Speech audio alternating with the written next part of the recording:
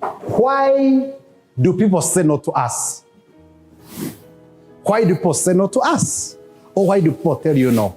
Now we are saying that assuming you are asking the right person. And no means one of these three things. So the prospect is good. He's a quality person. Yourself, you are good, you're a quality person. When a person says no, what does it mean? It means one of these three things. Number one, it could mean you are giving wrong information. Meaning that you didn't explain well enough. And therefore, you have to work better. Or you have to improve your presentation skills, or you're explaining what? Skills. Are we together? So if you are talking to people and you're getting a lot of no. Maybe the way you do your one-on-one presentation has a question mark. Maybe the way you do your presentation has a question mark. Are we together? Maybe what you're saying is not something that should entice someone to do what? To join. So wrong information is one of the reasons as to why people don't do what? Join us. And that's why I was telling the Victorious today morning that we must do everything we can to improve our presentation and presentation skills all the time. All the time, speaking presentation. Try to improve all the time. Become better at explaining the business. Become better at explaining the products. Become better at answering questions. Because one of the reasons why people don't join us is when they really don't feel convinced that the information you have given them is good enough for them to say yes. The second one is the wrong timing.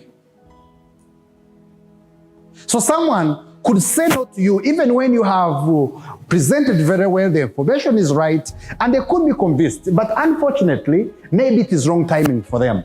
And we are saying that the other person needs some time to ponder. Maybe they need some time to think about it. And therefore, you must be patient and ask for the yes later. And this constitutes many of the people that we talk to. You talk to a person right now, but maybe it's not the right what? Time. Don't end the sales process.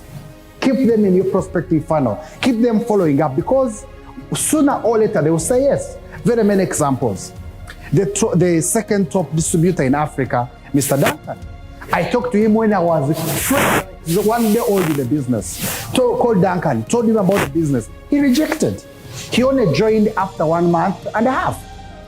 The third top distributor, Mr. Nicholas Giatemba, met him in someone's office, presented to him, and Nicholas said, no, I'm not in.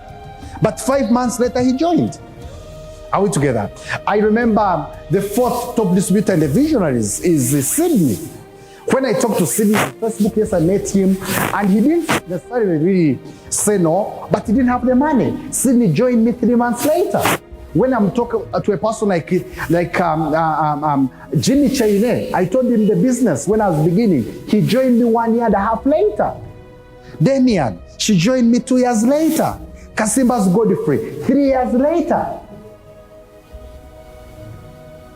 Are you getting what I'm telling you? So some people are only saying, the timing is not right for me. Give me some time. Number 3, why people say no. The wrong circumstances. Now, in this part here, there is something over which the other person has no control that is blocking them. And therefore, you must identify that obstacle to help them overcome it. The third one represents people who don't join us because there's something not clear for them. The presentation is good, they are convinced, but maybe they are feeling I cannot do it. Maybe they are saying, I've joined once a network marketing company, didn't work out for me. Maybe they have their own self-doubt within themselves. Maybe, I don't know, they are not so sure if their husbands, their spouses, their friends will like it. Are we together? Sometimes it is fear. So you have done a good job, the person is convinced, why don't they join? Now, the solution here is to help them identify that obstacle, to overcome it. Listen to them more. This is where encouragement comes in. You can do it. It is possible. Are we together?